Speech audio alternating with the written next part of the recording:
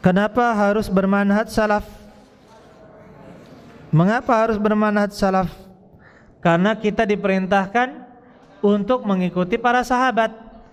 Allah Subhanahu wa taala berfirman, "Wa may yushaqiqir rasul min ba'di ma tabayyana lahul huda wa yattabi' ghayra sabilil mu'minin nuwallihi ma tawalla wa nuslihi jahannama wa sa'at masira."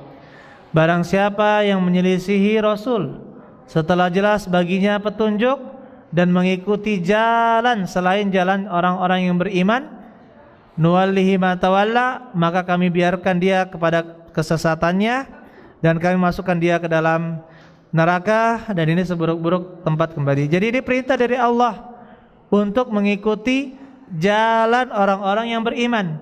Siapakah orang-orang yang beriman di zaman Nabi sallallahu alaihi wasallam ketika turunnya ayat ini? Siapa? Para sahabat. Begitu pula kita diperintahkan untuk Allah Subhanahu wa taala meridhai orang-orang yang mengikuti jalannya kaum Muhajirin dan Ansar. Allah Subhanahu wa taala berfirman dalam surat At-Taubah ayat 100, "Wasabiqunal awwaluna minal muhajirin wal ansar walladzina tabauhum bi ihsan radhiyallahu anhum wa radu'an wa 'adda lahum jannatin tajri tahtaha al-anhar khalidina fiha abada." Ya.